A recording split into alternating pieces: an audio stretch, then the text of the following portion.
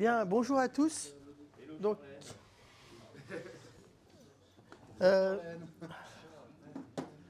bon, arrêtez parce que déjà je suis en stress. Parce que j'ai rien préparé, pas grand-chose. Je voulais parler d'un sujet qui me tient à cœur depuis à peu près le début de l'année, à savoir les API d'Andolibar. Alors, pour savoir... Alors, un petit aparté qui m'a fait rigoler, c'est que, en fait, au début des DevCamp, la première réunion qu'on a fait, on a parlé des API de PDP.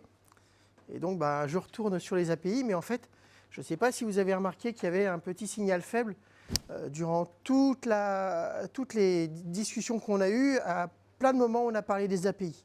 Alors, je pense que vous savez tous ce que c'est les API, donc je ne vais pas vous l'apprendre.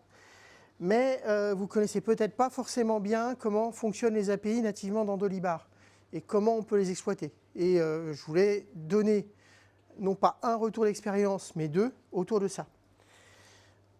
Historiquement, cet intérêt des API... pardon, je me fais engueuler. Cet intérêt des API, elle a répondu à deux besoins que j'avais. Le premier besoin, c'est que je donnais des cours dans une école à des élèves, notamment en SQL, mais aussi en ERP. Et dès le départ, je leur disais, allez, on va installer Dolibar, vous allez saisir de la data dedans. Et puis derrière, vous pourrez me faire des requêtes SQL, vous pourrez jouer avec l'applicatif. Mais très vite, je me suis rendu compte que partir d'une application vide, sans données dans Dolibar, ce n'était pas forcément la meilleure des solutions pour mes élèves. Donc, comme je suis développeuse, quand il y a un problème, il y a toujours une solution par le développement. J'ai commencé à développer une petite application pour alimenter de la data. Et j'ai fait ça en Python parce que c'est un langage que j'aime bien. Je savais qu'il y avait déjà les API dans Dolibar. Je ne m'en étais pas vraiment très intéressé parce que c'est quelque chose qui est dans la vie de Dolibar assez récent. Je crois que ça a 4-5 ans. C'est présent dans Dolibar depuis 4-5 ans. Toujours est-il que donc j'ai commencé à développer mon premier programme en Python qui s'appelait... attendez, hop, commande B. Qui s'appelait Dolibar Field Random, que vous pouvez trouver sur mon GitHub. Si vous allez sur GitHub, vous cherchez de France, Banque de France, c'est facile à se rappeler. Et donc ce petit programme, il utilisait notamment Faker, qui est un générateur aléatoire de données, et Random, qui est une bibliothèque pour gérer de l'aléatoire. Et grâce à ça, j'ai pu faire un outil qui alimentait Dolibar. Et pour vous donner un exemple, ce que je voulais vous montrer, c'était... Alors, désolé, alors, attendez, je vais essayer de faire un truc, peut-être que ça ira mieux. Non, c'est pas ça, mais je vais le mettre en thème blanc. C'est pas s'il veut bien. C'est réglages, thème, couleur, thème clair, voilà, hop. Ah voilà, c'est mieux. Donc l'outil, c'est tout bête, hein. Vous avez l'URL de votre site, vous paramétrez le token associé à un compte utilisateur, et puis derrière, vous allez dire tous les éléments dans lesquels vous voulez mettre de la donnée. Il faut savoir que, d'après ce que j'ai estimé, tel que ça fonctionne, 180, ça correspond à une année de données par rapport au volumétrie que j'envoie dans Dolibar. C'est-à-dire là, si vous mettez 460, ça fera à peu près 2 ans et demi. Pour vous faire un petit ordre d'idée, l'idée c'est je définis ce que je veux, je lance l'application et ça vous crée autant d'enregistrements de manière aléatoire, que ce soit des factures, des commandes, des expéditions. Le plus gros intérêt en dehors de mes élèves pour pouvoir faire des requêtes SQL sur de la data et pouvoir un petit peu s'entraîner à faire des requêtes SQL, c'est aussi par rapport à nos démonstrations. Quand on fait des présentations d'applicatifs à nos clients, souvent on arrive avec des Dolibar qui sont à moitié remplis ou avec des données d'un client qu'on a plus ou moins anonymisées. Et je ne parle pas de RGPD, hein, rassurez-vous. Là, au moins, avec ce truc-là, on est sûr qu'on a des données qui sont totalement blanches, anonymes, et on peut tester. Il faut juste avoir de la patience. Ce qui est bien, c'est que si votre client vous dit bah, « moi, je fais 3000 factures par an », vous changez 2-3 paramètres, et ça va vous alimenter votre base de données avec un environnement qui correspondra à ce qu'a votre client. Donc voilà, c'était par là que j'ai commencé. Pour les mails, ça le fait pour les mails? Je vais y venir, laisse-moi juste le temps de... Mais tu peux créer des emails aléatoires si c'est ça que tu veux savoir, pour tes comptes utilisateurs. Mais tu n'envoies pas les mails à tes mails aléatoires, on est d'accord. Bref, donc ça c'était mon premier besoin, alimenter de la data. L'autre besoin, c'était lié à une application que j'ai voulu développer avec un ami qui est en fait mon parrain, qui est une application mobile. Que bon, je vous ai un peu plus ou moins spoilé, présenté en off les uns les autres. C'est un Dolibar qui est écrit en React Native sur un smartphone qui fonctionne sur Android et Apple, mais bon, ce n'est pas forcément le sujet du smartphone en tant que tel. C'était le fait de dire, je vais pouvoir récupérer de la data sur Dolibar, et pour récupérer de la data, je vais passer par de l'API aussi. Donc ça m'a permis aussi de tester non plus cette fois-ci la partie j'envoie de la data dans Dolibar via les API, mais je récupère de la data dans Dolibar via les API. Et grosso modo, en 6 mois, on a fait des tests, ça fonctionne bien. Par rapport à ces deux développements qui m'ont demandé d'utiliser les API, j'ai pu me faire une certaine expérience. La première, c'est que globalement, quand il s'agit de récupérer de la data dans les API de Dolibar, on est bien. Les données sont claires, sont propres, et les API sont à peu près stables. C'est-à-dire, vous avez quasiment, typiquement, mon application mobile, elle fonctionne sur un Dolibar 18, et elle fonctionne aussi sur un Dolibar 22, il n'y a quasiment rien à changer. Les API natives fonctionnent. Alors, l'application, je vais être très transparente, elle rajoute aussi ses propres API pour faire de la consolidation de data, mais ça fonctionne. Il n'y a pas de correctif à passer sur votre Dolibar. Par contre, pour la partie alimentation en masse, là, il y a dû y avoir des PR. J'en ai fait une petite dizaine pour pouvoir faire fonctionner les API en masse. Alors, ce n'était pas des gros trucs. Par exemple, quand on crée les tickets, parce qu'on alimente les tickets en masse, la date de création du ticket n'était pas prise en compte par l'appel de l'API. C'est-à-dire on envoyait date de création, je vais être un peu technique, hein. Bon. On envoyait la donnée date de création via l'API, elle n'était pas prise en compte par l'application. C'est-à-dire l'application mettait toujours la date du jour. Donc, modification, même s'il n'est pas là, parce qu'il doit être en train de sécuriser son capital, Laurent, à chaque fois que je lui envoyais des corrections d'API, il a été hyper réactif. Et j'en ai encore fait hier, ça sera dans la 22. Ce qui veut dire que la 22, avec le Dolibar Field Random, vous pouvez l'utiliser, ça fonctionnera. L'outil Python qui est sur le GitHub. Par contre, si vous voulez l'installer sur un autre Dolibar, et je pense notamment au LTS, mais il faudra peut-être qu'on voit justement si on n'intégrerait pas ça aussi en correctif dans le LTS, ça aurait peut-être l'intérêt, surtout pour les prochaines démos. Vous pourrez faire des correctifs pour pouvoir faire fonctionner vos différents Dolibars. Donc ça, c'était la première chose. Donc je résume. Pour tout ce qui a trait à la récupération de données dans Dolibar, il n'y a aucun souci, les API vont bien. Pour ce qui est d'envoyer de la data, il y a malheureusement encore des petits coups de tournevis et des API qui n'existent pas. Je vous donne juste un exemple. Le dernier PR que j'ai fait, c'était pour pouvoir rajouter des groupes d'utilisateurs. L'API n'existait pas. Donc j'ai dû la coder. Alors c'est pas très compliqué, hein, c'est du PHP, enfin vous savez tous faire, je pense. Je vous montrerai par contre où c'est que ça se trouve, parce que ça peut peut-être vous intéresser. Et ensuite, bon, ça fonctionne. Mais voilà, ça va souvent en tâtonnement, oui. Est-ce qu'il y a une API TechBoss? C'est une bonne question, je ne crois pas. Ensuite, On va regarder, parce que je vous montrerai un peu comment ça fonctionne et comment rechercher les infos par rapport aux API. Une caisse noire. Bah oui, la caisse noire, Ah, voilà. hein, histoire d'être bien certifié. C'est ça. Voilà. Hein.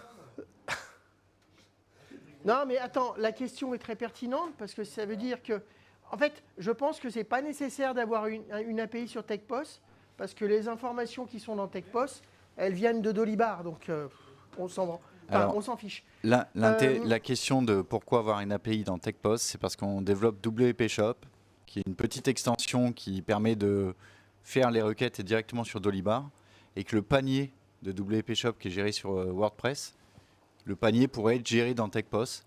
Ce qui fait quelqu'un qui fait ta commande sur son site internet, quand il arrive au magasin, tu retrouves directement sa commande qui est dans TechPost. Et du coup, tu peux modifier sa commande parce qu'il dit finalement, ce que j'ai acheté, j'aimerais plutôt 6 amis. Et tu le modifies dans TechPost, tu l'encaisses sur TechPost et du coup, tu l'as de nouveau sur le site web. D'où ma question de l'API. Ouais, mais pourquoi, dans ce cas-là, pourquoi tu ne le fais pas directement dans Dolibar avec les factures? Parce que si je suis dans Dolibar avec les factures, ça veut dire qu'il faut que le client, je vais avoir la commande, etc., etc. Le client peut travailler en mode invité. Et s'il est en mode invité, ben, je n'ai pas cette notion dans Dolibar, j'ai le mode invité unique, je pense, que dans TechPost. À mon avis, c'est du paramétrage de l'API, mais passons, c'est pas trop le sujet. Donc, je vais essayer de revenir un petit peu sur mon... donc, pour tout ce qui a trait de récupérer de l'info via les API, pas de souci. Pour ce qui est d'envoyer, il y a quelques petits trucs qui vont pas, mais au final, ça fonctionne. Là où ça pêche pas mal, c'est toutes les fonctions de mise à jour, je dirais, où il y a quand même des gros soucis. Et il y a des fonctions qui n'existent pas. Par exemple, aujourd'hui, il n'est pas possible d'envoyer un mail depuis Dolibar via les API. On ne peut pas piloter l'envoi d'API via Dolibar. Alors, ça sera l'objet d'un correctif parce que j'en ai besoin dans mon application mobile, mais la fonction n'existe pas. De même, pour tout ce qui a trait aux validations, règlements, j'ai l'impression que ce n'est pas encore totalement finalisé. Alors, moi, j'ai prévu de continuer de développer des choses, notamment par rapport à mon outil d'import en masse, et puis par rapport à mon application mobile. Donc, je vais tenter de toute façon de faire évoluer les API dans le bon sens, sachant que vous pouvez toujours, je précise, l'application Python d'alimentation, si vous connaissez du Python, vous pouvez faire des contributions parce que je n'ai pas encore fait la totalité des ajouts. Pour l'instant, j'en suis à peu près, je dirais, toute la partie cliente est faite. Sur les catégories, toutes les catégories ne sont pas référencées. Pareil, pour rajouter les contacts à des pièces, ben, ce n'est pas toutes les pièces auxquelles on peut rajouter les contacts, mais petit à petit, je le fais. Qu'est-ce qui manque encore sur la partie fournisseur, c'est en train de se faire. Je suis en train de le développer. Et un autre truc qui sera intéressant, ça sera la partie projet et tâches, ainsi que la saisie des temps. À titre d'info, il manque aussi, mais j'ai prévu de la rajouter bientôt, l'API pour les congés. Il n'y a pas une classe d'API pour les congés. Alors, je vais essayer de vous montrer dans Dolibar où c'est qu'on va trouver les API et comment ça fonctionne. Oui, vas-y. J'ai une petite question dont on avait parlé avec Eric Sein au dernier DevCamp. Est-ce que tu as regardé la problématique de l'authentification dans Dolibar? C'est-à-dire qu'aujourd'hui, la clé API est liée à un user de mémoire, oui, alors qu'il faudrait mieux qu'elle soit distincte non, et liée à des fonctionnalités. non. Bon, bah merci. Bah, parce que tout le monde fonctionne comme ça. Bah, ouais, Parce que ça te permet d'isoler les problématiques. Ouais, mais non. Ah, ça je sais pas. La dame dit non. Parce que en fait, tel que je l'ai développé et tel que j'utilise, en clair, moi je considère que Dolibar a un système d'utilisateur qui est bien fait, où tu peux dire tel utilisateur a droit d'accéder à telle ou telle chose. Donc tu peux très bien, dans ton cas, créer un utilisateur avec juste les fonctions qu'il te faut. Donc quelque part, on peut faire ton cas. mais on peut faire beaucoup plus avec ce qui est présent actuellement. Ça répond à ta question, je ne sais pas. Puis tant pis.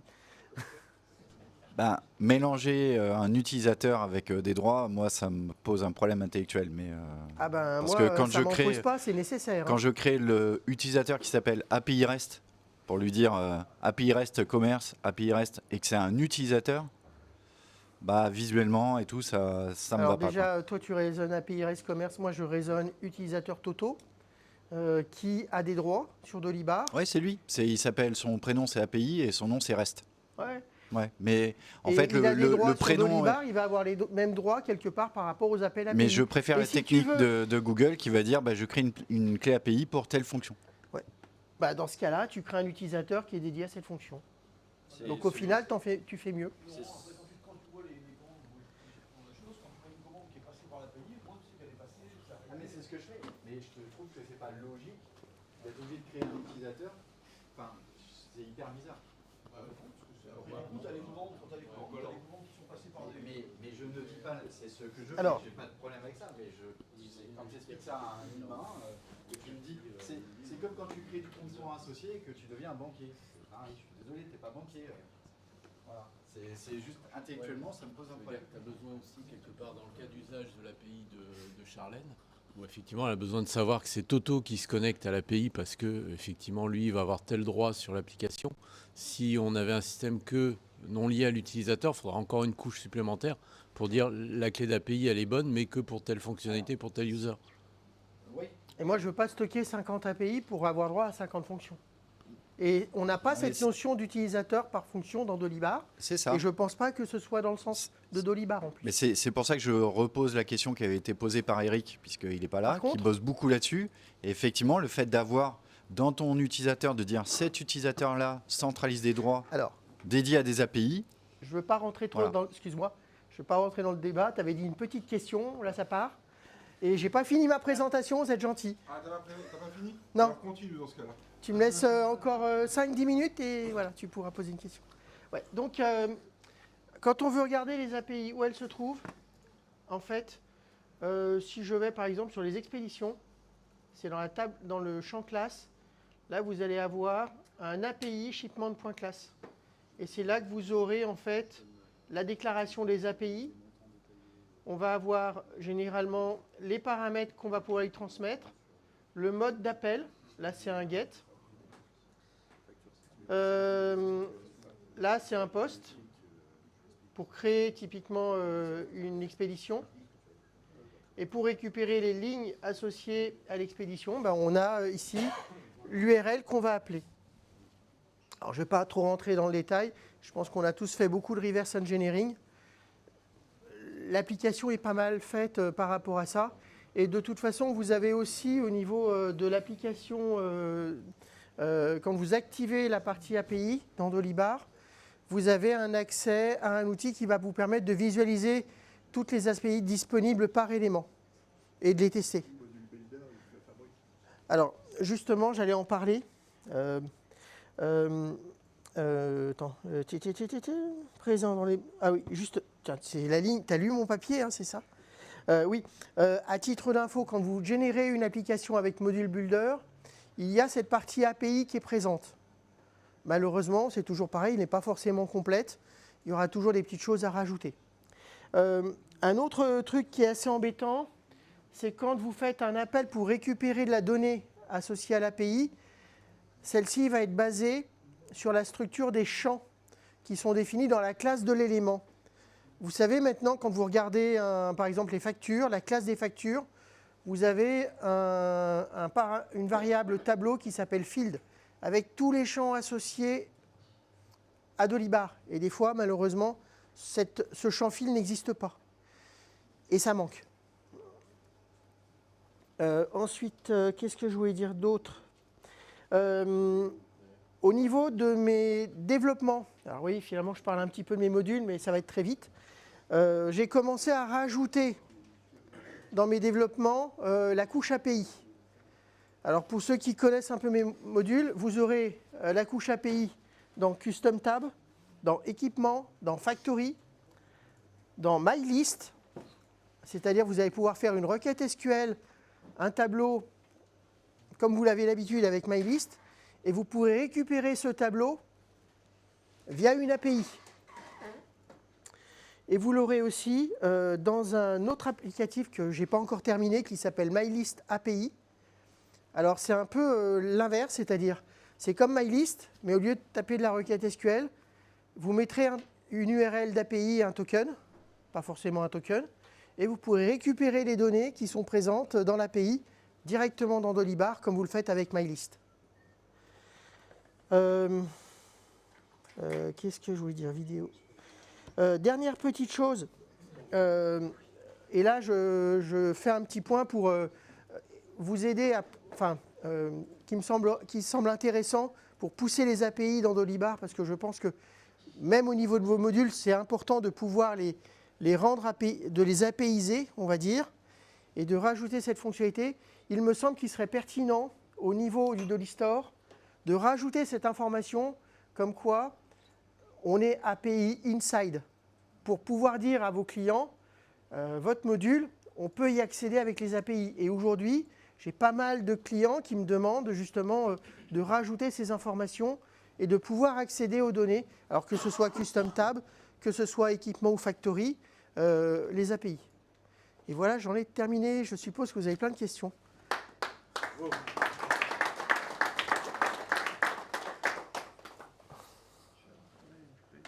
Arrête. J'avais effectivement une petite question. Bon, désolé, je débarque à Oui, la oui, fin t'inquiète. pour le coup, mais j'avais effectivement une question par rapport à ce que tu as fait sur les API. Oui. Tu as dû sûrement en parler avant, Oui. mais au niveau du cas d'un utilisateur, comment tu le gères actuellement? C'est-à-dire, toi, quand on accède à ton API, tu as un token, c'est ça? Oui. Et tu as limité en fait ce token par rapport à un ensemble Alors, de... moi, je suis assez, comment dirais-je, rigoriste. J'utilise les API de la même manière qu'elles sont faites dans Dolibar. Ok. C'est-à-dire, dans Dolibar, vous avez un token associé à un utilisateur. L'utilisateur, il a des habilitations pour telle ou telle fonction. Il a accès à l'API, enfin à l'application, il a des droits. C'est géré pareil. Et ça me semble être cohérent, entre guillemets, que ce qu'il peut faire dans Dolibar, il peut le faire via les API. Jusque-là, ça paraît cohérent, effectivement. Alors, je ne sais pas si ça répond à ta question. Non, mais c'est juste pour comprendre en fait ce que tu proposais. C'est juste que je remette tes moi, je wagons. ne propose parce que rien. Malheureusement, je suis arrivé à la bourre et je m'en excuse grandement. Alors, je faisais en fait le parallèle par rapport au module de Thunderbird que j'édite actuellement. Et j'ai une problématique, moi, justement, au niveau des API, qui est de se dire, d'accord, je vais gérer une clé qui va être stockée dans un Thunderbird. Oui. Niveau sécurité, il faut revoir des choses, etc. Comment ça se passe. Mais ce qui veut dire que du moment que moi, administrateur du système, quelque part, j'ai ma clé API qui est arrivée, je suis le patron, mon Thunderbird peut piloter tout mon Dolibar. Oui. Concrètement. Même si ce n'est pas le cas aujourd'hui parce qu'il n'y a pas les appels. Mais sait-on jamais ce qui se passe derrière, en fait, ma clé API permet de tout faire. Et j'aurais aimé travailler plus tard. Peut-être que tu pensais que c'était ça que tu allais être bossé un peu. Mais... Alors, je précise, dans mon application mobile, je mémorise le token. Alors, par contre, si effectivement il change côté application, c'est-à-dire que tu changes ton token, l'application, elle est en croix, elle ne sait plus faire. Oui, mais actuellement, ça, effectivement, tu es au même level que Dolibar de ce que fait actuellement. Oui. Ce qui est logique. Hein, Oui. Mais, Et un autre sujet, alors nous, on a quand même beaucoup travaillé sur la partie justement conservation du token. Le token est sécurisé. Ok. Il y a, alors en React Native, je ne vais pas trop rentrer parce que je ne suis pas forcément une experte, c'est plus le collègue avec qui je développe ça qui est poussé là-dessus. Il y a des fonctions dans React qui permettent d'encrypter et de sécuriser les tokens d'API. D'accord. Voilà, donc c'est juste ça, sachant que bon, ensuite c'est du HTTPS, on est quand même sécure. Mais oui, de toute façon. Mais je dirais, pour résumer, là pour le coup, tu es effectivement toi aussi limité par cette problématique de dire j'aimerais utiliser l'application, mais me limiter moi, mon utilisateur, tout en quand j'ai des interactions, il faut que sur l'utilisateur, par exemple John, qui est marqué sur Dolibar au final. Oui. Parce qu'il ne faut pas que je crée 50 comptes John. Ça devient compliqué après pour mes collègues. Si je fais un John facture, un John commande, un John machin, et que moi je dois gérer 50 tokens par application, John, il va se prendre une balle. Ouais, c'est un peu le cas actuellement quand on veut vraiment sécuriser. Mais du coup, je comprends mieux. Il y aura peut-être des trucs à travailler là-dessus au niveau des API plus tard, je pense. Ouais. Merci.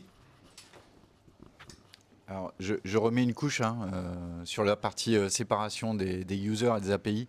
Mais enfin, de mon point de vue et du point de vue d'Eric aussi, bon, il n'est pas là, donc je parle mal techniquement pour lui.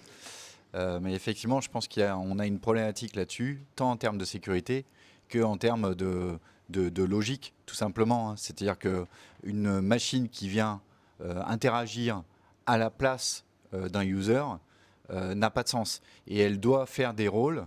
C'est-à-dire que si John va utiliser un automate quelconque pour créer un devis, un autre automate pour créer une commande, un autre automate pour faire je ne sais pas quoi, bah, s'il y a un des automates qui se fait hacker, je dois pouvoir isoler cet automate et l'isolation de cet automate doit être indépendant du profil de John. C'est vraiment, enfin, pour moi là, on a vraiment une problématique, c'est-à-dire qu'on mélange, les chaussettes et les torchons et tout, Non, on met tout alors, sous le nom de te dire un truc l'utilisateur. tout bête, hein. Alors même, Moi, j'ai une excuse-moi, fac- juste, je Ouais. termine. Même si c'est parfaitement fonctionnel, hein. Nous dans tous nos modules, par défaut, dès qu'on le set up, on a un client qui s'appelle API REST. Il n'y a pas de problème. Fonctionnellement, je suis OK, ça marche. Mais je ne trouve pas ça très logique. Moi, si j'ai un service externe qui se fait hacker, par exemple, le gars qui envoie des mails se fait hacker, bah, ça veut dire qu'aujourd'hui, bah, je vais avoir API mail quelque part, enfin, je vais avoir une inconsistance. Il y a un truc qui n'est pas cohérent, quoi. Alors, deux choses par rapport à ça. Moi, je reprends ton cas d'école. J'ai une application, un client API mail, admettons. J'ai deux possibilités de le bloquer. Un, je bloque le client, juste en réactualisant le token, ça l'arrête. Et à moi ensuite de communiquer le nouveau token aux autres systèmes. Deux, vu qu'on est quand même avec des habilitations par module dans Dolibar, il me suffit de désactiver le module pour rendre inopérant l'accès à ce module par ce machin qui est verrouillé. Donc si tu as 15 utilisations de ton token, Oui. multiplié par 50 users, tu fais 15 fois 50, quoi. Non. À la mano, quoi. Tu vas dedans, tu te réinscris. C'est-à-dire que tu as 15 automates, Oui. d'accord, pour un user, la banque, l'envoyeur de mail, Oui. etc., Oui, etc. oui, oui. Il y en a un qui se fait hacker. Donc toute la série, par exemple l'envoyeur de mail, si tu as 50 users concernés par l'envoi des mails, tu changes le excuse-moi, token et alors- après il va falloir le répliquer sur tous les autres parce que tu as changé ton token API. Je vais refaire pour un une petit... application Oui, non, Apple. non, mais alors, si tu es vraiment à vouloir isoler les applications, je te le répète, tu crées un utilisateur API REST applicatif et tu donnes juste les droits nécessaires. Parfait, donc ça veut dire que je crée mon utilisateur. Dans ce cas-là, cet utilisateur va s'appeler John pour les mails, Oui. John pour machin, Oui. John pour truc. Et dans mon action com, je vais me retrouver avec 25 John qui sont tous le même user, qui Oui. sont tous différents. Donc j'ai été obligé de, en gros, créer un groupe user John.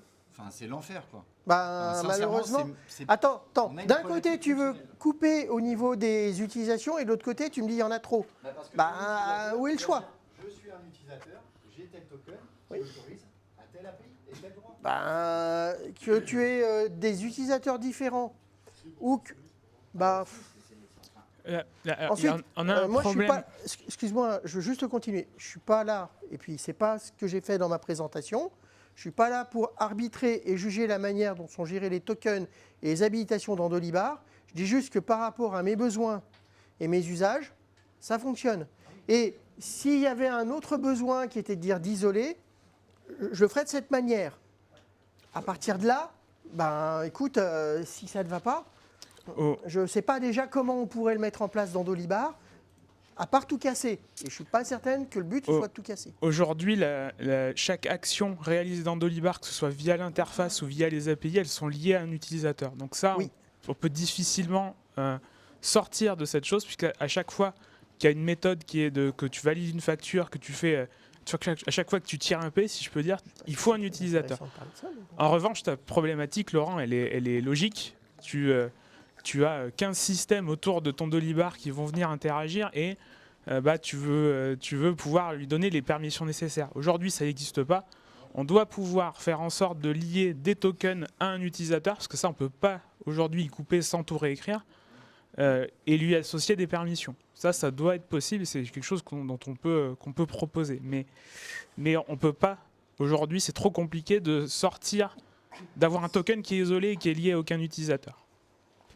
Mais, 100% d'accord. ouais, Le token doit être lié à un user. mais ouais, bah, à partir de là, c'est dans le champ des possibles. Token, enfin, d'avoir X tokens pour un user lié au droit. Qui est une partie des droits. Voilà. Et après, par rapport à ce que Charlène a proposé, nous on a le même mode de fonctionnement. Mais pareil, On fonctionne comme Charlène. Et du coup, moi je me retrouve dans les commandes avec mon API, monsieur API, prénom West.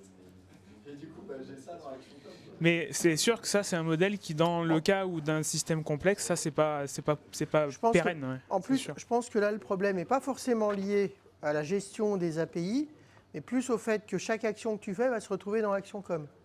Et à titre d'info, moi, je suis très emmerdé par rapport aux actions com avec mon outil d'import, parce qu'à chaque fois que je fais une opération, il me crée un action com à la date du jour d'import.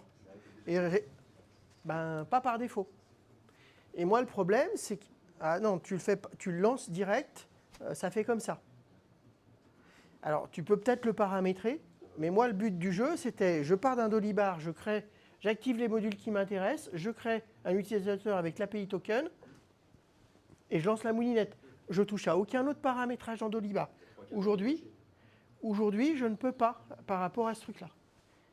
Et j'ai pas, d'après ce que j'ai vu au niveau des actions com, je ne peux même pas lui dire, ne mets pas l'action à la date du jour, mais à la date de création de l'élément. Ça n'existe pas. Et ça n'a pas vraiment de sens en plus. Si, le truc d'action com, c'est de tracer les actions qui sont faites en temps réel dans l'outil. Oui. Donc, si tu importes un truc qui a 3 ans, tu veux que ça mette pas de 3 ans. Ça a été fait il y a 3 ans dans le système. C'est ça. Après, il y a un point Il y a que... peut-être un point, je m'excuse et puis je reviens, je te laisse la parole. Il y a peut-être un point par rapport effectivement aux actions com, de ne pas les activer par défaut, voilà, et de les activer si on le souhaite. Parce que c'est une table qui est quand même extrêmement remplie et vite remplie et qui pollue beaucoup de choses.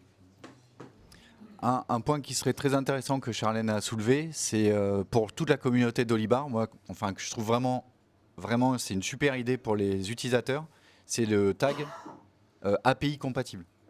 Le tag API compatible, c'est-à-dire de dire tel module, il a l'API et il est accessible de l'extérieur. Je pense que ça, c'est pour les utilisateurs, enfin ça. Alors, sur mes pages je de trouve que c'est pas présentation mal, de quoi. modules, je rajoute maintenant Moi, API j'aime bien. Inside. Mais je pense que c'est typiquement le genre d'information, il faudra demander à Super Momo, comme dit. Avec le profil d'intégration, je pense que 90% des gens qui attaquent sur Dolistore. Ouais. 90% des gens qui achètent des modules sur Dolistore, le mot API, ça pose des problèmes. Ouais, mais alors moi j'ai quand même beaucoup de demandes justement par rapport à ça et de plus en plus. C'est aussi ça qui m'a dit, ah tiens, il y a peut-être un sujet à aborder. Et ceux qui te demandent, c'est pas les utilisateurs. Alors, Les intégrateurs, c'est des développeurs. oui, mais attends, le petit indépendant qui est sur son portable et qui s'est installé DollyWamp, il ne va pas me le demander, je suis d'accord. Mais est-ce que c'est seulement à ces personnes-là qu'on s'adresse? Plus vraiment aujourd'hui. Et si on n'est pas capable de répondre aussi à des clients qui ont des demandes un petit peu plus, enfin, un petit peu plus, on va dire, ben, c'est dommage de ne pas passer à côté, quoi. On n'est pas que, on s'adresse pas qu'à des développeurs, enfin, qu'à des indépendants franco-français qui sont avec DollyWamp sur leur portable. J'ai dit que ceux qui achetaient sur Dolistore aujourd'hui, c'est des gens qui ne savent pas ce que c'est qu'une API. Bah, Et ceux qui ne sont pas des TPE indépendants. Je suis pas d'accord avec alors, ça. je suis pas tout à fait sûr parce qu'en fait la notion des API impacte vraiment le fonctionnel. C'est-à-dire qu'aujourd'hui, si tu poses la question à un directeur commercial, enfin tu leur dis voilà, est-ce que ton téléphone va se connecter via API? En fait, ils connaissent le nom API. Ils savent que s'il y a ça, ça veut dire qu'ils peuvent le connecter. Ils savent pas comment ça marche. Je te rejoins là-dessus, mais ils savent juste que cette coche verte dit OK, c'est connectable. Tu vois, ils savent pas, je te rejoins, ils savent pas comment ça marche, mais ils savent, ok, c'est vert. Et du coup, je pourrais le connecter. Et je pense que ça, enfin, moi qui ai beaucoup de fonctionnels en face de moi, ou de commerciaux, ou de directeurs commerciaux et tout, quand tu leur dis, ok, il y a l'API, ils font, ah ouais, ok, je peux me connecter. Ils savent pas du tout comment ça marche. Mais il y a feu vert. Je suis 100% d'accord. Ce que je dis juste, c'est ce que tu disais d'ailleurs hier. Ton directeur commercial, il va pas aller sur Dolistore. S'il parle avec toi, c'est parce qu'il parle avec un intégrateur. Ouais, mais alors moi j'ai beaucoup de personnes qui parlent avec moi, qui m'ont connu que par le Dollistar, parce que c'est par là que je communique. Et souvent, justement, quand ils me posent des questions techniques, c'est sur les API. Sur mes produits, notamment sur Factory et équipement, les API, c'est quasiment la deuxième question. Et c'est des boîtes de 50 personnes qui ont des directeurs commerciaux. Ben, pas forcément, mais C'était ça pas forcément. Mais on ne peut que conseiller aux développeurs d'utiliser Module Builder. Ouais. En suivant les préconisations de Module Builder, ça te sort automatiquement un fichier API. Oui. Ce qui est sûr, c'est que par rapport à nos modules, rajouter les API, ce n'est pas forcément le truc le plus compliqué. Et il me semble que communiquer là-dessus, enfin, rajouter ça dans vos modules, communiquer dessus sur le Dolistore, ça peut être une valeur ajoutée qui est pertinente.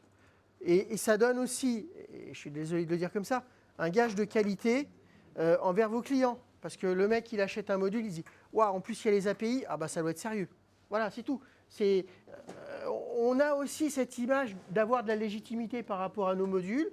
Et il me semble que de parler des API, bah, c'est comme tout. Le fait d'être multilingue, le fait d'être avec des templates qui sont plus jolis sur le Dolistore.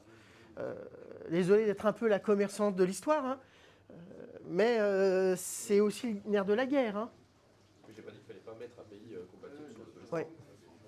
C'était pas ça le point. Ça peut être intéressant. Après, je réfléchissais à s'il y avait d'autres éléments à mettre en avant aussi. Pas que le fait Mais je pense que ça, c'est peut-être un autre sujet qu'on pourra aborder. Bien. En tout cas, oui. On en a parlé aussi. De comptabilité, c'est-à-dire d'avoir une sorte de listing des points compatibles de tout ce que l'on fait, etc., que ça soit visuellement facile. C'est pas du tout le même sujet, mais visuellement, c'est le même rendu. Ouais. Dernière question pour Charlène. Non? C'est bon? Eh ben merci.